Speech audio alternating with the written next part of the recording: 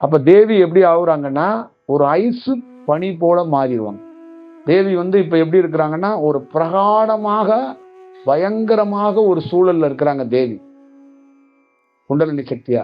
அதே தேவி ஒரு நிலவாக ஒரு அப்படியே பனிமலை, நீங்க நல்லா பாருங்க, கைலை மலை நெருப்பு, அந்த நெருப்புக்கு மேல தேவி இருக்கிறாங்க, அதான் பனிப்பொழி.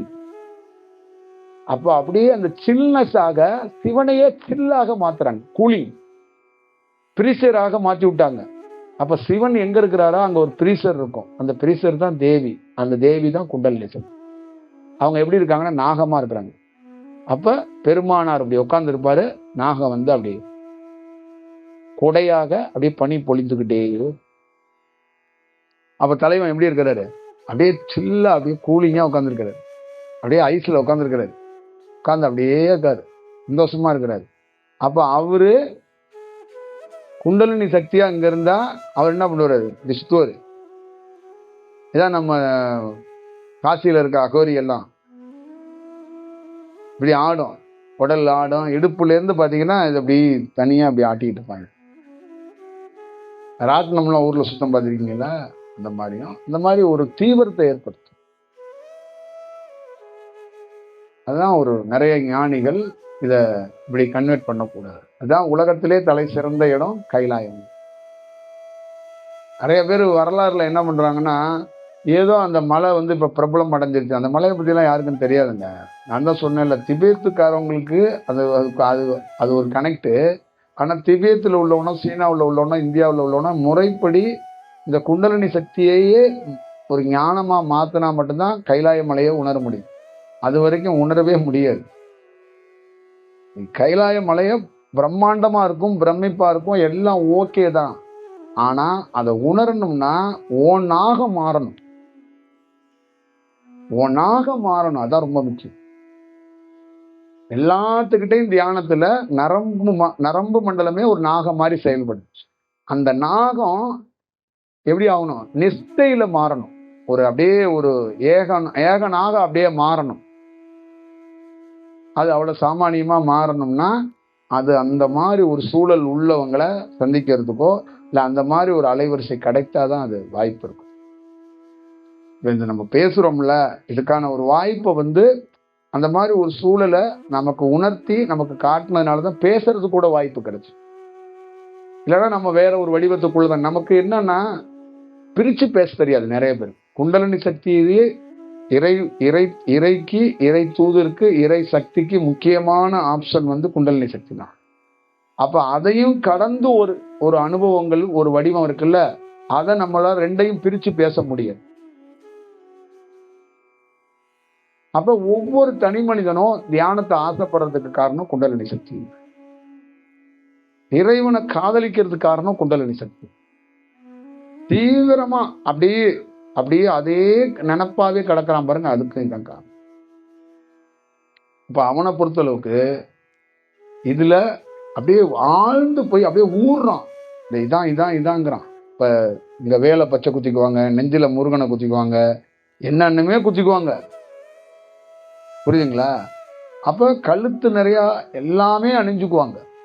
நீங்க கூட கொஞ்சம் மாலையெல்லாம் குறைச்சிட்டீங்கன்னு நினைக்கிறேன், உள்ள போட்டுக்கிட்டீங்களா? சரி சரி, நீங்க போட்டுக்கோங்க. ஏன்னா அது குண்டலினி சுத்தி ஒரு நாள் அவரே கொஞ்சம் ஆஃப் ஆயிட்டாருன்னா அவரே கழட்டி வச்சுருவாரு. இப்ப கொஞ்ச நாளைக்கு போட்டுக்கங்க அது. அப்ப இதுதான் இப்ப இதோடைய வடிவமாக, இதோடைய சூழலாக இருக்கு. அப்ப இப்ப இத யாரும் இந்த போதையை அனுபவிக்காம யாராவது போவாங்களா? நீங்களே சொல்லுங்க, அந்த போதையை அனுபவிக்காம யாராவது போவாங்க? இந்த நித்யானந்தாவெல்லாம் அவ்வளவு நகைகளை அணிஞ்சுக்கிட்டு கிரீடம்லாம் வச்சுக்கிட்டு சிவன் மாதிரியே உட்காந்து, பார்வதி மாதிரி உட்காந்து பேசுறதுக்கெல்லாம் மெயின் காரணமோ இல்லை நம்ம மேல்மருவத்தூர் ஆதிபராசக்தி கோவிலோ அந்த வழி நடத்துறவங்கலாம் மெயின் குண்டலினி சக்தி தான். புரியுதுங்களா? அது நீங்க கேட்டது கிடைக்கும். அங்க சொல்யூஷன் உண்டுன்னு நான் சொல்லிட்டேன். பிரபலம் நீங்க சொன்னா பழிக்கும், அதெல்லாம் கிடைக்கும். தியானம் கிடைக்கும். என்ன ஆடுற தியானம் இது கிடைக்கும். இப்படி நிக்கணும், ஆடவே கூடாது. அதுதான் நம்ம ஊர்ல மேல இருக்கிற சுத்த சிவன் சொல்றதுக்கு இதான். அப்படியே இருக்கணும், தீர்க்கமா இருக்கணும். அதான் விஷயம். அப்ப இது என்ன பண்ணும்னா, ஒரிஜினல் பிச்சைக்காரன், இந்த உலகத்திலே ஒரிஜினல் பிச்சைக்காரனை யாருமே பார்த்தது இல்லைங்கிறாங்க. ஒரே ஒரு பிச்சைக்காரன் தான் இருக்கிறாருன்னு வரலாறு சொல்றாங்க. இந்த ஒரு பிச்சைக்காரன் யாருன்னா சிவபெருமானுங்கிறாங்க. யாருக்குமே பிச்சை எடுக்க தெரியாது, பிச்சைக்காரனா ஆகிற தகுதி இல்லை. பாக்கி எல்லாருமே பிச்சைக்காரன்னு சொல்லுவாங்க, ஆனா உண்மையான அந்த பிச்சைக்காரனா உணர முடியாது. அவர் என்னன்னா எல்லாத்தையும் வச்சுக்கிட்டு இது என்னது இல்லைன்னு ஒருத்தர் சொல்றான் பாருங்க, அதுதான் உண்மையான பிச்சை அப்படிங்கிறான். எல்லாத்துக்கும் காரணக்காராவா இருக்கிறவர் சிவன். அந்த சிவன் நான் ஒண்ணும் இல்லைங்கிற அவருடைய முதல் கான்செப்டே, யாராலையும் கணிக்க முடியாத கான்செப்ட். கைலை மலையை வச்சிருக்கிறாரு, கீழே மானசோர் ஏரியை வச்சிருக்கிறாரு, கிட்ட போனா நான் ஒண்ணுமே இல்லைங்கிற. நீங்க கன்ஃபியூஸ் ஆவீங்களா, ஆக மாட்டீங்களா? அப்ப என்ன சொல்றாருன்னா, ஒண்ணுமே இல்லைங்கிற அந்த வார்த்தையை எப்படி பயன்படுத்துறாருன்னா, தன்னையே மறந்துடுறாரு. அங்க தான் ஒன்று இல்லை அப்படிங்கிறார் அவர். அப்ப தான் ஒன்று இருந்தாலே நான் செய்யறதுக்குங்கிறார். அப்ப நம்ம ஆதிசங்கரர்ல ஆரம்பிச்சு நிறைய மடங்கள் எல்லாமே தலைவன்க தான். அதுதான் நம்ம தேவி, அதே தேவி ஞானமா மாறுறா. நம்ம தலைவனுங்க தான் இவ்வளவு பெரிய திருவிளையாடல்களுக்கு காரணமானது. அப்ப நம்ம ஊர்ல இருக்கிற எல்லா கோயில்களுடைய பிரதிஷ்டையெல்லாம் எப்படி இருக்குன்னா, குண்டலினி சக்தியிலிருந்து தான் பிரதிஷ்டை பண்ணியிருக்கிறாங்க. அதனாலதான் அதிர்ஷ்டமும் கூட்டமும் அப்படி போறதுக்கும், அங்க பொருள் கேட்டு போறதுக்கும் வாய்ப்பு இருக்கு. ஞானவான் போக மாட்டான் கோயிலுக்கு, தியானம் தேடி கோயிலுக்கு போக மாட்டாங்க. நம்ம ஆளுங்களை பாருங்க, எவன் தியானம் தேடி கோயிலுக்கு போறான்னா 3% கூட இருக்க. தியானம் பண்ண யாராவது கோயிலுக்கு போறாங்கன்னு நீங்க கேள்விப்பட்டிருக்கீங்களா? அதே மாதிரி தியானம் பண்றவங்கள கோயிலுக்குள்ளேயும் விட மாட்டாங்க. நம்மள மாதிரி ஆளுங்கள்லாம் வழி மறிச்சிருவாங்க. என்ன இங்க வந்திருக்கீங்க, கண்ணை மூடிட்டுலாம் அங்க உட்காரக்கூடாது, தேங்காய் முடியை உடைச்சிட்டு கத்தணும். நீங்க கண்ணா புண்ணான்னு கத்தணும், மாவிளாக்க போடணும், கத்திக்கிட்டே கிடக்கணும் அப்படின்னு அங்க வாங்க. சத்தமா இருந்தீங்கன்னா இங்க வராதிங்க, ஓடி போயிருங்க வெளியில, மௌனத்துக்கு இங்க வேலை கிடையாது அப்படின்றான். அப்ப தியானம் பண்றவன கோயிலுக்குள்ள விட மாட்டாங்க. புரியுதுங்களா?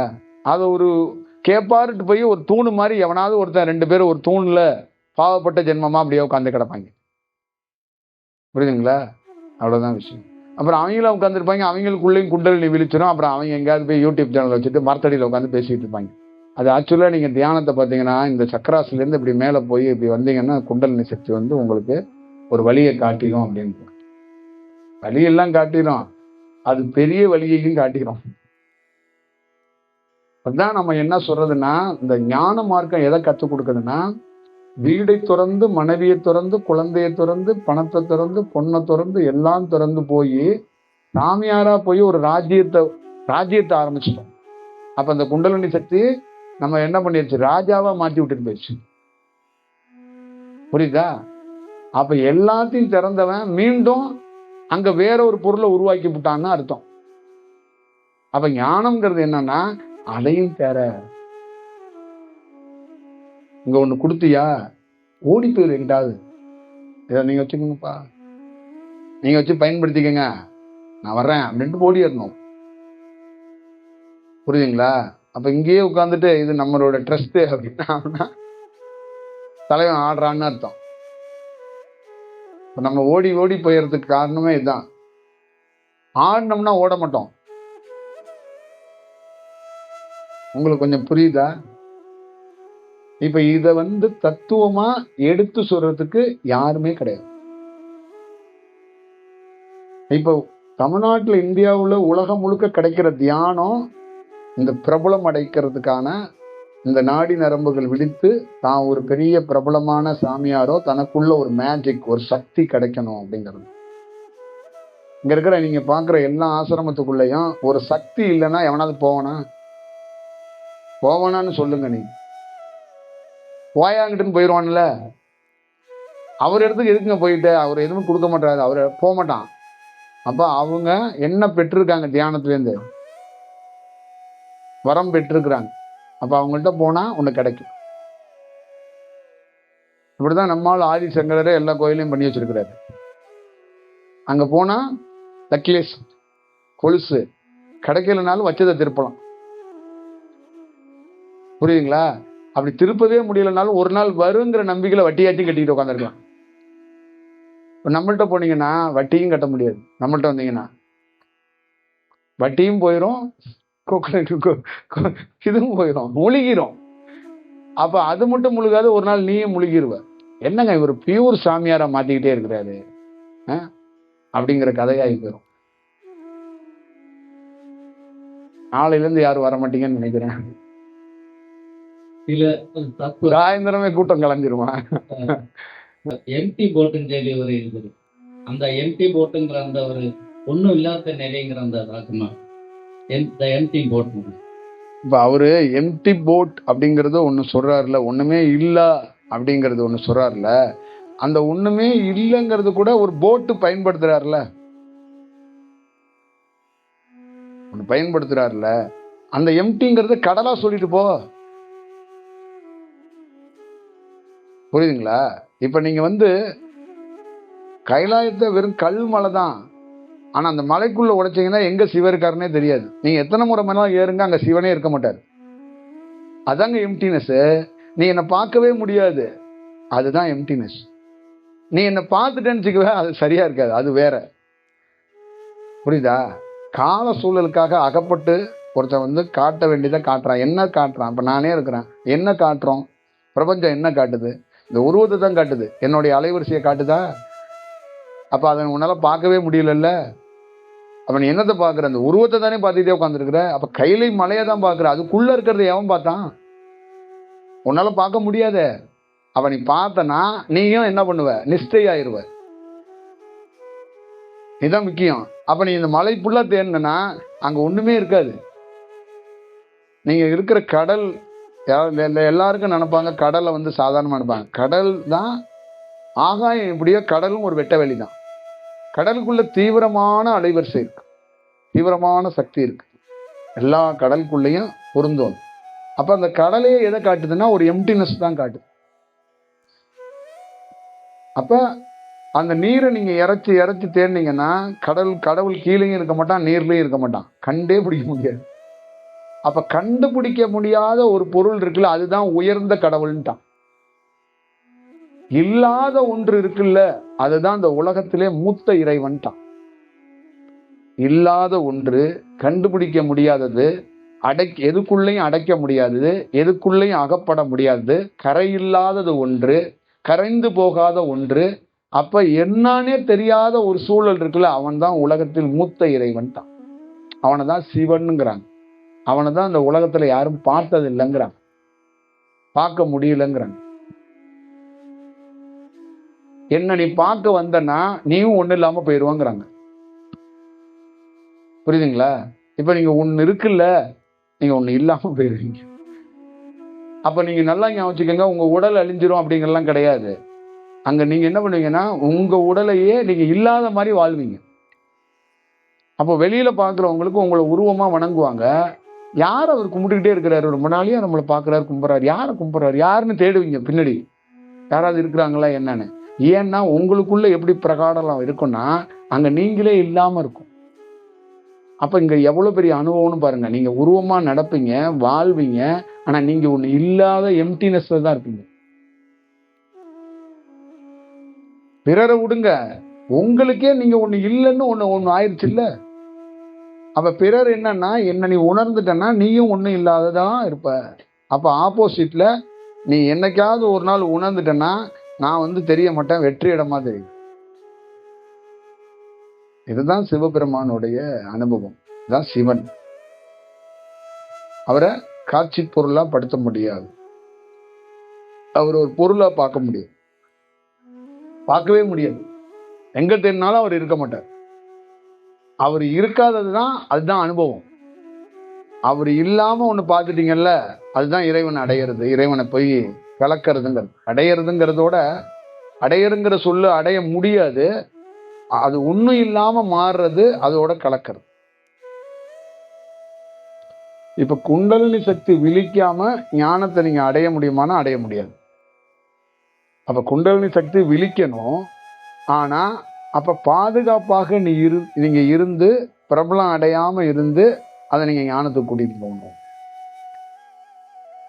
அப்ப இதுக்குதான் நிறைய பேருக்கு தியானம் ஆரம்பத்துல கிடைக்கும் போதே சமாதி கிடைக்கணும். இல்லை ஒரு தனிமையான ஒரு குகையிலேயே எதுலேயோ ஒன்று ஒரு தியானவானுக்கு அவனுடைய பயணம் தடைப்பட்டுறாம, பிரபலம் அடைஞ்சிடாம, யாருக்கிட்டையும் விவாதிச்சிடாம அவனுக்கு ஒரு சூழல் அமையணும். ஏன்னா நீங்க பிரபலம் எப்ப வேணாலும் அடையலாம். அதுக்கான வாய்ப்பை உருவாக்காம அந்த தேவியை நீங்க கூட்டிட்டு போகணும்.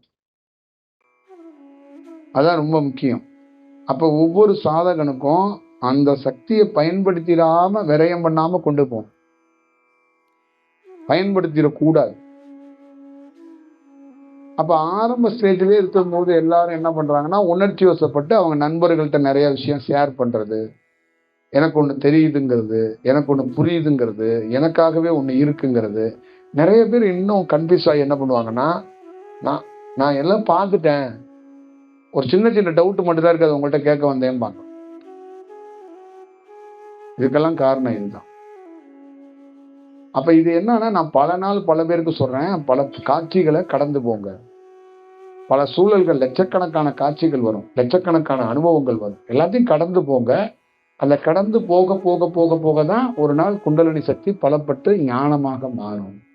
அப்போ உனக்கு விழித்த நாகம் இருக்குல்ல, அந்த நாகம் ஞானம் அடையணும். அதை வேலை செய்ய விடக்கூடாது நீங்க.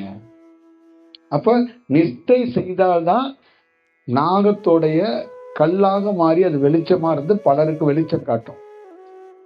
அப்ப நிஷ்டை செய்ய விடாமையே அதை வேலை செய்ய வச்சீங்கன்னா, அது கல்லு பாதிதான் மாறுது, இல்ல கொஞ்சோண்டு கல்லா மாறுது, பாக்கி மாறலன்னா அது எப்படி ஞானமா மாறும்? இப்ப நிலவு வளர்ந்தாதான் நம்ம பௌர்ணமியை கொண்டாட முடியும். இப்ப நிலவு ஆகலைன்னா அதை போய் பௌர்ணமி நம்ம போய் எடுத்துக்க முடியுமா? இப்ப இதுதான் அதோடைய வடிவமாக இருக்கு. அப்ப எல்லாருக்கும் பேசிக் தியானம் பண்ண எல்லாருக்குமே இயல்பாகவே நரம்பு வெளிச்சோன்னு சில காட்சிகள் வந்துடும், சில குறிப்புகள் வரும், சில செயல்கள் உணர்த்தும். அப்ப அவங்களுக்குள்ள ஒரு சுகம் கிடைக்கும். நமக்கு ஒண்ணு தெரியுது, ஒரு நம்பிக்கை, ரைட்டு. ஆனா இதை பயன்படுத்தக்கூடாது. ஒரு குருநாதர் எதை கைட் பண்றாருன்னா, பேசாத, விட்டுட்டு போ. அதெல்லாம் உனக்கு இன்னைக்கு ஒரு கனவு வருதா, அதை ரசிச்சுக்க. 2 நாள் ரசி, 3வது நாள், 4வது நாள் அதுவே மறைஞ்சு போயிடும். அதை நீ விவாதிக்காத, அதுக்கு நீ வரல அப்படிங்கிறது தான். அப்போ ஒரு நாகத்துக்கு வேலை கொடுக்கறது. இப்ப காளிக்கு வேலை கொடுத்து இவங்க என்ன பண்றாங்கன்னா, தாம் பிரபலம் அடைகிறதுக்காக அந்த நாகத்தை தூண்டுறது. அப்ப குண்டலினி சக்தியை நீங்க என்ன பண்றீங்கன்னா, ஓசோ மாதிரி ஆளுங்க தூண்ட தூண்ட அது மேல போகாம சீறிக்கிட்டே இருந்து இருந்து இருந்து இருந்து உங்களுக்கு என்ன பண்ணுது, அதோட எனர்ஜியை கக்கிக்கிட்டே இருக்கும். அப்ப எனர்ஜியை கக்க கக்க கக்க என்ன ஆகுது, ஒவ்வொரு முறையும் பிரபலம் அடைகிறீங்க, பேர் வாங்குறீங்க, பிறருக்கு நன்மை நடக்குது. ஆனா அதோட எனர்ஜியை முழுசா இழந்து அது ஞானம் அடைய முடியாது. பதஞ்சலியோடைய கருத்துப்படி, பதஞ்சலியோடைய தன்மைப்படி நூற்றுக்கணக்கான லட்சக்கணக்கான நாகத்தன்மையில கொண்டவங்க தான் மனித வடிவத்துல இருக்கிறாங்க. அப்ப நாகங்கள் தன்னுடைய எனர்ஜியை வீணடிச்சு இந்த மாதிரி ஒரு சூழல்ல சாபம் பெற்றுறது அப்படின்னு வருத்தப்படுறாங்க. இப்ப என்னகிட்ட நிறைய குருமார்களை என்கரேஜ் பண்ணாத, அவங்கள வாழ்த்தாத, அவங்களுக்கு மக்களை அங்க போங்கன்னு சொல்லாத. ஏன்னா அவங்க குண்டலினி சக்தியால பிரபலம் அடைவாங்க, எல்லாம் செய்வாங்க. ஆனா உண்மையான ஒரு விடுதலையோ ஒரு ஞானத்தையோ பார்க்க முடியாது. அப்ப அவங்களுக்கு முக்தி அளிக்க முடியாது, மோட்சம் அளிக்க முடியாது. அதுல இடைப்பாடு வந்துடும்.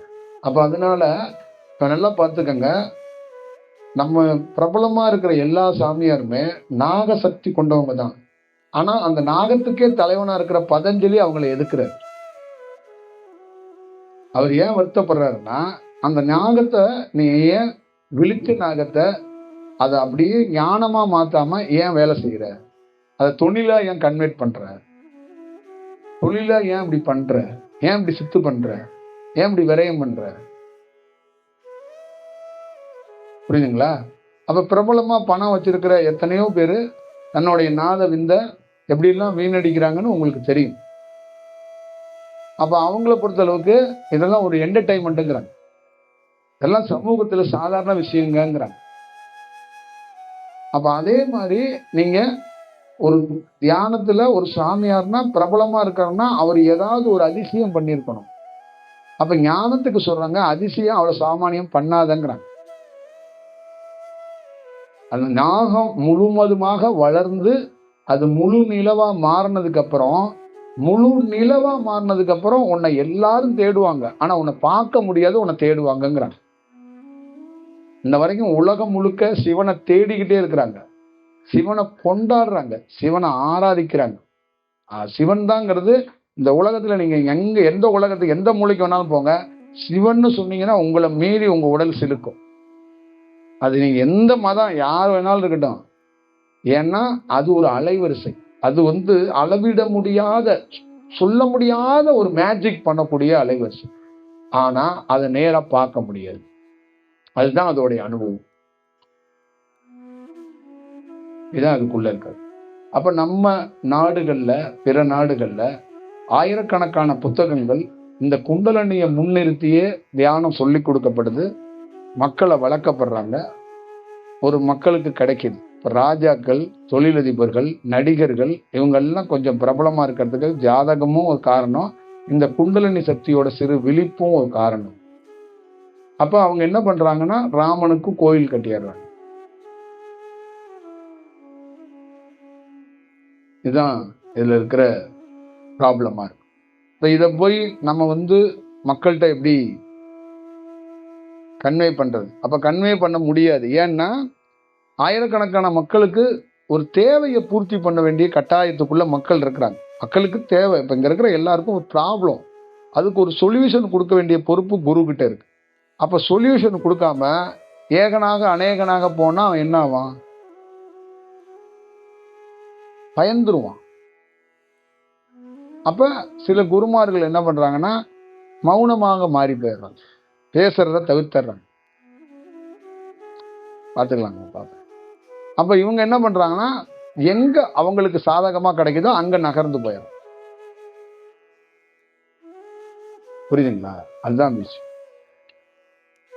நம்மளை பொறுத்தளவுக்கு நிறைய பேரை அந்த ஆசுவாசப்படுத்துறது இருக்குல்ல, நாகம் நிறைய பேருக்கு விழிச்சிருக்கு, அந்த நாகத்தை கொஞ்சம் ஆட விடாம கொஞ்சம் கண்ட்ரோல் பண்ணு.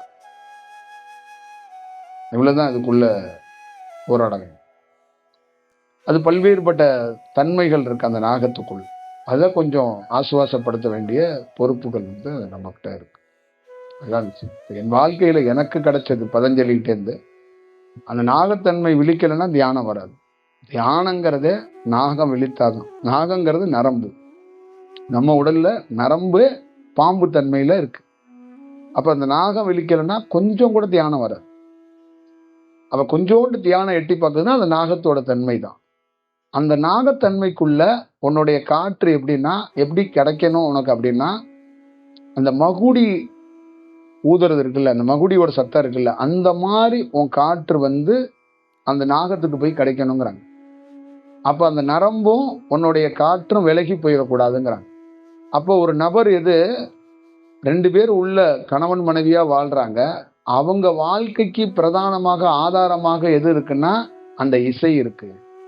அந்த இசை தான் நால்வர், அந்த இசை தான் 63 நாயன்மார்கள், அந்த இசை தான் சிவன். அப்ப அந்த இசைனா அந்த காற்றுல அங்க என்ன பண்ணுவோம்? அப்ப அந்த காற்று அப்படி உள்ள கிடைக்கும் போது, அது வாகித்து உள்ள போகும்போது அந்த நாகம் அந்த காற்றுக்கு ஏற்ற மாதிரி அப்படியே அசைகிறத நிகழ்த்துது, அதோடைய செயல்களை இருக்கு. அப்ப எங்கேயாவது ஒரு இடத்துல சித்து செய்ய வரும்போது மீண்டும் ஒரு சாதகன் அந்த காற்றை இசைக்கிறான், அப்ப தன்னை மறந்து போயிடுது. அப்ப என்ன ஒரு பெரிய ஞானி இந்த மருதமலையில பாம்பாட்டி கோவில்ல நமக்கு பிச்சையாக போட்டது எப்படின்னா, இந்த நாகத்தை மேக்சிமம் அப்படி இப்படி போயிடாம பார்த்துக்கணும். அப்ப இந்த நாகத்துக்கு என்ன இறை, இந்த நாகம் எதுக்கு கட்டுப்படும், இந்த நாகம் எதுக்கு தீர்க்கமாக அமைதியா இருக்கும்னா இந்த இசைக்கு மட்டும்தான் அது கட்டுப்படும். அப்ப தியானத்துக்கு அடிப்படையாக இந்த சுவாசம்தான். அந்த சுவாசத்தை உரிய வேண்டியதோ சுவாச பயிற்சியாக பண்ண வேண்டியது இல்லை. நீ ஆத்மார்த்தமா நினைச்சு அப்படியே உன் உடலையே கவனிச்சுட்டு உட்கார்ந்தனா அப்ப உள்ள ஒரு காற்று போய் அது அந்த வாகிக்கிறத உன்னால உணர முடியும் அப்படிங்கிறது தான் அதோட விஷயம். முதல்ல இந்த காற்றை இசைக்கிற ஒரு இசை இருக்குல்ல, முதல்ல உங்களுக்கெல்லாம் தியானத்துல நடக்கிற அனுபவம் என்ன நடக்கும்னா, இந்த பிரணவ சத்தத்தை, ஓமோட சத்தத்தை கேட்கிற வாய்ப்பு சில பேருக்கு கிடைச்சிருக்கலாம். சில பேருக்கு சங்கொலி நாதத்தோட சத்தத்தை கேட்டிருக்கலாம். சில பேர் டிவைனோட ஃபீல் ஏதாவது உணர்றதுக்கு வாய்ப்புகளை பெற்றிருக்கலாம். இதெல்லாம் கேட்கறது என்ன காரணம்னா, நீ உள்ள இருக்கிற அந்த சுவாசத்தை கவனிக்கிறது இருக்குல்ல, உள்ள ஒண்ணு நடக்குது இல்ல, அந்த மாதிரி உனக்கு ஒரு வாய்ப்பு அது கிடைச்சிருக்கு. அதை கேட்கிற விஷயத்த கிடைக்கும் போது அது உனக்கு எப்ப கேட்கும் அப்படின்னா, இந்த சவுண்ட் இருக்குல்ல, இந்த காற்று இருக்குல்ல, அது நல்ல தன்மையில வேலை செய்யும் போது இந்த மாதிரி சவுண்டு கேட்குங்கிறாங்க. அப்ப ஒரு காற்று யாருக்கு போய் சேரணும்னா, அந்த நரம்புக்கு போய் சேர்ந்துச்சுன்னா உனக்கு இந்த சவுண்டு கேட்குங்கிறாங்க. அப்ப ஒரு காலகட்டத்துக்கு மேல அந்த இசையையே இசைக்கிறவனாக நீயாக மாறிடுவேங்கிறாங்க. ஒரு நாள் நீ இப்ப என்ன பண்றன்னா, இசைக்கிற ஒருத்தரை பாக்குற, நீயே ஒரு நாள் இசையமைப்பாளரை மாறும். அப்ப இதுதான் கிருஷ்ணனுக்கு அந்த புல்லாங்குடல் எதுக்கு வச்சிருந்தாங்கன்னா, நீ ஒரு நாள் இந்த ஃப்ளூட்டு நான் ஊதுறதே பார்த்துக்கிட்டே இரு, அதை நான் நல்லா பாரு, அப்படியே ஆழ்ந்து போ. ஒரு நாள் இதையே நீ ஊதுற மாதிரி ஒரு சூழலை நான் உருவாக்குவேன். அப்ப நீ என்ன பண்ணுவ, நீயே வாசியாக மாறுவ. அப்ப நீயே வாசிக்கக்கூடிய திறனை பெற்று விடுவாய். அப்ப உனக்கு என்ன கிடைக்கும், தியானத்திலிருந்து நீ என்ன கையாளுவன்னா, இந்த காற்றையும் இந்த நாகத்தையும் ரெண்டையும் லயப்படுத்துறது உனக்கு தெரியும். இப்ப இந்த ரெண்டும் லயப்பட்டாதான் நீ யாருங்கிறத அடையாளத்தை கூற முடியும். உன்னுடைய முகவரியை கூறக்கூடியவங்க இந்த 2 பேர் மட்டும்தான். இந்த 2 பேருனால உள்ள இருக்கிற உடல்ல இருக்கிற ஹார்மோன் சேஞ்சுகள் எல்லாமே மாறி போயிடும். இதுதான் ரொம்ப முக்கியமா. அப்ப சிவவாக்கியர்ல இருந்து, வாழை பரமேஸ்வரில இருந்து, காகப சண்டர்ல இருந்து, திருமூலர்ல இருந்து, போகர்ல இருந்து, அகத்தியர்ல இருந்து எல்லா நூலோடைய தன்மையும் எதை காட்டுது அப்படின்னா, இந்த வடிவத்தை தான் காட்டி கொடுக்கும். அப்ப இவங்க எல்லாருமே நீங்க புரிஞ்சு கொள்ள வேண்டியது, இவங்க யாருமே குண்டலினி சக்தியிலிருந்து வேலை செய்யல, ஞானத்திலிருந்து தான் வேலை செஞ்சாங்க. அப்ப ஞானத்திலிருந்து இந்த உலகத்தை ஆள்றதுங்கிறது வேற. அது பேர் சித்து கிடையாது. அது பேர் சிவமா இருந்து நீங்க ஒரு ஒரு பிரளயத்தை ஏற்படுத்துறதும், ஒரு படைப்பை ஏற்படுத்துறதும், எல்லாத்தையும் அந்த படைப்பு, காத்தல், அழித்தல் 3ஐயும் செய்ய முடிய அந்த வேலையை செய்யணுங்கிறாங்க. நீங்க ஆரம்ப நிலையிலேயே சின்ன சின்ன மாயை சித்துக்களை பண்ணக்கூடாதுங்கிறாங்க. இதுக்குதான் முருகன் நம்ம சாமி மலையில அந்த ஓமுக்கு விளக்கம் கேட்டு, இந்த பிரம்மனாக இல்ல தகுதி பெறாத இந்த குண்டலினி சக்திக நான் பிரம்மன்னு சொல்லி, நானே கடவுள்னு சொல்லி இந்த மாதிரி வேலைகளை பார்க்கறதுனாலதான் அவனை சிறை பிடிச்சேன். இப்ப நான் சொல்லிட்டு இருக்க மொத்த கான்செப்ட் எதுனா சாமிமலை கோயில் தான். அப்ப முருகன் என்ன பண்ணார்னா, இப்ப நான் திட்டிக்கிட்டு இருக்கேன்ல நிறைய ஊர்ல இருக்க சாமியாரெல்லாம், இந்த மாதிரி நான் திட்டுறத ஒரு காலத்துல முருகன் என்ன பண்ணிட்டானா, இவங்களை எல்லாத்தையும் சிறை பிடிச்சு வச்சுட்டான். அதே மாதிரி நீங்க நல்லா ஞாபகம் வச்சுக்கணும், இங்க தாளம்பூவை சிவனுக்கு பூஜைக்கு பயன்படுத்த மாட்டான். அப்ப தாளம்பூவை ஏன் பயன்படுத்தல அப்படின்னா, அது பொய் உரைச்சிருச்சு. அப்ப பொய் உரைக்கும் போது என்ன ஆகும் அப்படின்னா, இந்த இசை லயத்தை உன்னால உணர முடியாதான். நீ சுவாசத்தை சுவாசிப்ப, சுவாசத்தை கவனிப்ப, ஆனா அதை ஒரு லயமாக, அதை ஒரு இசையாக, சிவனாக உன்னால உணர முடியாது. அப்ப அந்த காற்று போய் இந்த நாகத்துக்கு அந்த சிவத்தோட காற்று கிடைக்காம ஒரு மாயை காற்று போய் கிடைக்கும் போது நாகம் இன்னும் ஆஸ்கரோசமாகி அது வேற வேற சவுண்டை கெட்டு எழுந்து போகும். அப்ப நீ என்ன பண்றன்னா, குண்டலினி சக்திய நீ ஒரிஜினல் பாம்பாட்டியா அந்த மகுடியை இல்லாம நீ ஒரு தற்காலிகத்துக்கு ஒரு பாம்பாட்டியா இருந்துகிட்டு வேற ஒரு மகுடியை வச்சு அதை நீ ஏற்கிற, அதை நீ ஒரு வேலை பண்ற. அப்ப அது என்ன ஆகுதுன்னா, அந்த நாகமும் இறைத்தன்மையை விட்டு விலகுது. அப்ப அந்த நாடியும் என்ன ஆகுது, மாயையாக மாறுது. அப்ப அந்த காற்றும் மாயையாக மாறுது. அப்ப இது ரெண்டும் சிவனுடைய பூஜைக்கு உகந்ததல்ல. இதான் தாளம்பூ. அப்ப நாகலிங்கம் பூவோ மற்ற பூக்களோ இறைவனுக்கு ஏன் வைக்கிறீங்க அப்படின்னா, அது ஆக்சிஜன். இப்ப நீங்க உயிர் வாழ்றல, அதுக்கு ஒரு மூச்சு காற்று இருக்குல்ல, அது மேல படுற காற்று சிவனுடைய காற்று படுதான். நல்ல ஞாபகம் வச்சுக்கணும். ஒரு ஒரு ஒரு மலரு அது என்ன சுவாசத்தை சுவாசிக்குதோ அதுக்கு ஏற்ற மாதிரிதான் இறைவன் காலடிக்கு போகும். அது தீமையான காற்றை சுவாசிக்கிற எந்த மலரும் இறைவன் காலடிக்கு போகாது. அப்ப இறைவன் காலடிக்கு ஒரு மலரை ஏன் வைக்கிறோம், ஒரு மலரை ஏன் பறித்து அதை கோற்று அதை போடுறோம் அப்படின்னா, அது உயர்ந்த காற்றை சுவாசிக்குது. இது எவனுக்குமே தெரியும். ஒரு மலரை இறைவனுக்கு சமர்ப்பணம் பண்றதுக்கு காரணம், அது உயர்ந்த காற்றை சுவாசிச்சு தியானம் பண்ணுது. அப்ப அந்த தகுதியை அது பெறுது. அப்ப அது இறைவன் காலடியில போய் அடையுது. அப்ப அதே தகுதியை நீ பெற்றா நீயே சிவனோடு கலக்கிறாயின்னு. அப்ப உனக்கு காட்டுறது எதை காட்டுறாருன்னா, நாகலிங்கம் பூவையோ பிற பூக்களையோ இறைவனுக்கு கோத்து போடுறது காரணம் என்னன்னா, அது தியானம் பண்ணிக்கிட்டு இருக்குப்பா, மெடிடேஷன். அது நல்ல சுவாசத்தை உள்வாங்கி வச்சிருக்கு. அதை பறிச்சு என்கிட்ட வைக்கிறதுக்கு தகுதி அதுக்கு உண்டு. அந்த தகுதியை நான் கொடுத்துருக்கிறேன். அப்ப ஒரு நாள் பறித்து அதை வைக்கிறல்ல, நீயும் நல்ல காற்றை சுவாசிச்சு நீயும் என் பக்கத்திலேயே உட்காந்துக்கங்கிற. நீங்க எல்லாம் வர்றீங்கல்ல, பார்ட் டைமா தானே என்கிட்ட உட்காந்துட்டு போறீங்க. இப்ப முழு டைமா எப்போ உட்காருவீங்க? முழு டைம்னா குடும்பத்தையே விட்டுட்டு காலடியில் உட்காந்துருக்க. இந்த பம்மாத்து கதை கிடையாது. இந்த மனித கதையில ஒன்று சொல்லுவாங்களே, நாங்க எப்பயுமே உங்க பக்கத்துல தான் உட்கார நினைக்கிறோம், நீங்களும் விட மாட்டீங்க, எங்க வீட்லயும் விட மாட்டாங்களா. அந்த கதையை நான் சொல்லல. சூட்சமத்துல கூட, வீட்டுல கூட நீ உட்கார்ந்துருந்தனா உன் அருகாமையில நான் உட்கார்ந்துருப்பேன். புரியுதா? அங்க நமக்கு என்ன ஆகுது, வீடு காடு மரங்கள் எல்லாம் இல்லாம போயிருது. எல்லா இடமும் ஒரே இடமா மாறி போயிரும். அப்ப என்ன சொல்றான், மலரை பறித்து நீ கொண்டு போய் இறைவன் இடத்துல சமர்ப்பணம் செய்யறல்ல, அந்த மாதிரி ஒன்ன நீ எப்ப சமர்ப்பணம் செய்ய போற? இதுக்காக தான் நான் குழந்தை மாதிரி உங்ககிட்ட பூவை கொடுக்காதப்பா, ஒன்ன கொடுப்பா. சரணாகதியா உன் உடலும் உயிரும் சமர்ப்பணம்னு ஒன்ன கொடு.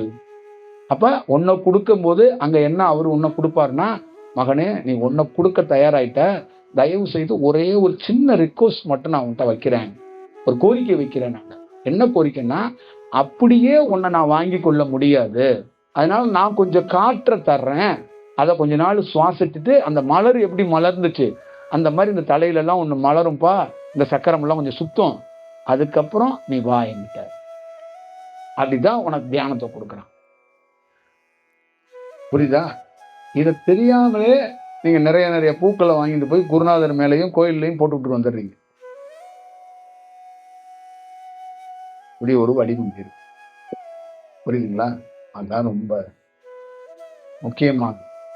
அப்ப ஒரு நெய்வேத்தியம் பண்றாங்க, பிராமணர் நெய்வேத்தியம் பண்றாங்க, நிறைய பேர் பண்றாங்க. ஒரு கொல்கட்டை அவிக்கிறாங்க, ஒரு சுண்டல் அவிக்கிறாங்க, ஒரு ஒரு பொங்கலை பண்ணி வைக்கிறாங்கன்னா அதுக்குள்ள இருக்கிற சுவாசத்தை மட்டும்தான் இறைவன் எடுத்துக்கிறார். அப்ப அந்த பொருளை உட்கொள்றவர். அப்ப அவரே எதை சொல்றாருன்னா, நான் சுவாசத்துக்குரியவன். இப்ப இங்க குழப்பவாதிகள்லாம் என்ன பண்றான்னா, கடவுளுக்கு நீர் அபிஷேகம், பால் அபிஷேகம், தயிர் அபிஷேகம், மலர் அபிஷேகம், பொங்கல் வைத்து படைப்பது எல்லாம் செய்றீங்க, எல்லாமே கடைசியில குப்பைக்கு வருது அப்படின்னா, அது குப்பைக்கு வரல, அது சக்கையாக வருது. அதுல இருக்கிற வாசத்தை அவர் எடுத்துக்கொண்டார். அப்ப மலர் வாடிய உடனே அது பயன்பெறாது. இந்த உடலு உள்ள சுவாசம் இறைவன் இருக்கிற வரைக்கும் பயன்பெறும். சுவாசம் வெளியில போயிருச்சுன்னா மலரை கொண்டு எப்படி குப்பையில போட்டியோ அந்த மாதிரி இதை கொண்டு சுடுகாட்டுல போட்டுறாங்க. அப்ப அதே மாதிரி அந்த பொங்கலை நீ அரிசியாக உண்டு பாத்ரூம்ல போய் கழிவை இறக்கிட்டு இருப்ப. நான் கொஞ்சம் வேற மாதிரிப்பா, உங்க அப்பா இல்லை நானு, அதனால நான் உங்க அப்பா என்ன பண்ணுவேன்னா, பாத்ரூம் எல்லாம் எங்க ஊர்ல கைலாயத்துல இல்லப்பா, உங்க ஊர் மாதிரி ஸ்பெஷலிஸ்ட் எல்லாம் எங்கள்கிட்ட கிடையாது, அதனால நான் அந்த சுவாசத்தை பொங்கல்ல இருக்குல்ல, அந்த மனதை அந்த அரிசிக்குள்ள இருக்கிற அந்த சுவாசத்தை நான் உறிஞ்சிக்கிறேன். அப்ப மலரை கொடுக்குற, மலர்ல இருக்கிற சுவாசத்தை உறிஞ்சிக்கிறேன். கருப்பு சுண்டலை வெள்ளை சுண்டலை கொடுக்குறேன், அதுல இருக்கிற மனதை நான் உறிஞ்சிக்கிறேன். அப்ப அந்த காற்றுகளை மட்டும் நான் எடுத்துக்கிறேன், அந்த சக்கையை நீ கொண்டு வெளியில போட்டுரு. அப்படி இல்லைன்னா அதை என்கிட்ட பட, நான் என்ன பண்றேன்னா அதுகிட்டே இருந்து கொஞ்சம் எடுத்துக்கிட்டு என்னுடைய காற்றை கொடுத்து உனக்கு கொடுக்குறேன், நீ போய் சாப்பிட்டு. இதை எதுக்கு கொடுக்குறேன்னா உனக்கு ஆசீர்வாதத்தை கொடுக்கல, இந்த காற்றை நீ இன்னும் கொஞ்சம் பலப்படுத்திக்க. அப்ப இதை பலப்படுத்திக்கன்னா என்னன்னா, இந்த சுண்டலுக்கு பொங்கலுக்கு கிடைச்ச வாய்ப்பு உனக்கு ஏன் கிடைக்கல? பல பேருக்கு தெரியல. ஒரு சுண்டலுக்கு வாய்ப்பு கிடைச்சிருச்சு, கடவுள் காலடியில உட்கார்ந்து இருக்கு. பொங்கலுக்கு வாய்ப்பு கிடைச்சிருச்சு, கொல்கட்டைக்கு வாய்ப்பு கிடைச்சிருச்சு, மலர்களுக்கு வாய்ப்பு கிடைச்சிருச்சு. ஆனா ஒரு மனிதனுக்கு வாய்ப்பு கிடைக்கும். என்னைக்காவது ஒரு நாள் ஒரு குருக்களை பார்த்து, பிராமணர் குருக்களை பார்த்து அவர் கையில விழுந்துருங்க. கையில விழுந்து என்ன தூக்கிட்டு கொண்டு போய் இறைவன்ட்ட படைங்க. அப்ப என்ன வச்சு நெய்வேத்தியம் பண்ணி வெளியில கொடுங்க அப்படின்னு யாராவது ஒருத்தர் சொல்ல முடியுமா? அந்த மாதிரி ஒரு சூழலுக்கு நீ மாறணும். அதுதான் வேணும். அப்ப குலதெய்வ வழிபாடு, இப்ப நாம இந்த கிடா வெட்டி ஆடு வெட்டி இதெல்லாம் உணர முடியாம போயிட்டோம். எப்படி குண்டலினி சக்தியில எப்படி நம்ம ஆளுங்க ஆட்டம் போடுறாங்களோ, இதே மாதிரி இந்த கிடாவைகளையும் கறிகளையும் வெட்டி தின்னுட்டு ஆடிக்கிட்டு தான் கிடக்குறோம், பாடிக்கிட்டு தான் கிடக்குறோம்.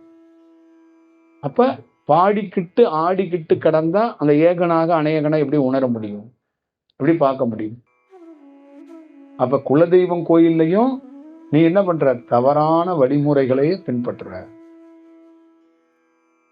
தவறான விஷயத்த நீ வழிமுறையை பின்பற்றி உன்னை உணர முடியாம போயிடும். அப்ப உனக்கு என்னன்னா, சந்தோஷப்படுறதுக்காக ஒரு வேலையை பண்ணிக்கிட்டே இருக்கிற. அப்ப உனக்கு ஏத்த மாதிரி கடவுளையே மாத்துற, தத்துவத்தை மாத்துற, செயலை மாத்துற, வடிவத்தை மாத்துற.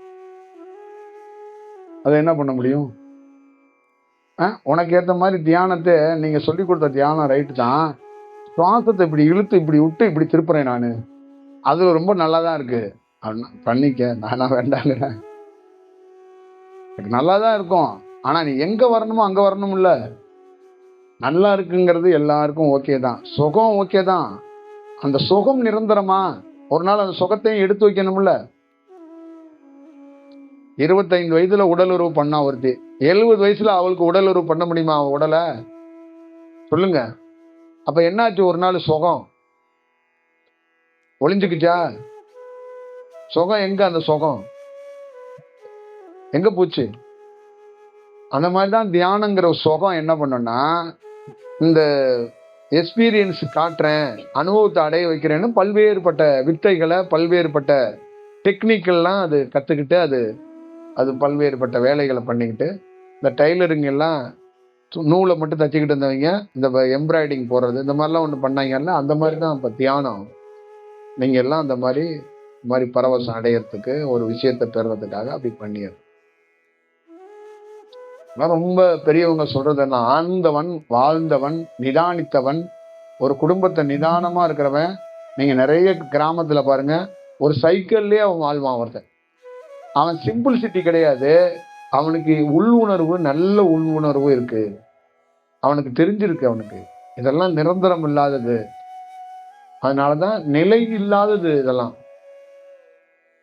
நம்ம கிட்ட ஒரு பொருள் கிடைக்குதுன்னா, அந்த பொருளே உலகத்திலே சிறந்த பொருளாக நம்மளால பார்க்க தெரியாது. நம்ம மனம் ஏத்துக்காது. ஏன் ஏத்துக்காதுன்னா, நம்மளை சுத்தி இருக்கிற நகரம் ஃபுல்லாவே வெவ்வேறு பொருளை கையில வச்சிருக்கிறாங்க. அப்ப அந்த பொருளை தான் நம்ம கையில வச்சுக்கணும்னு நம்ம நினைப்போம். புரியுதுங்களா? இப்ப நம்ம கிளாஸ்மேட்லாம் இருக்கிறாங்க, நமக்கு தெரிஞ்ச நண்பர்கள்லாம் இருக்காங்க. அவங்க போய் ஒரு அனுபவத்துல வேற வேற மாதிரி காட்சியை பார்த்தேன், அப்படி பார்த்தேன்னு தியானத்துல சொல்லும் போது, நாம மட்டும் வெறுமனையே உட்கார்ந்தா எப்படி இருக்கும்?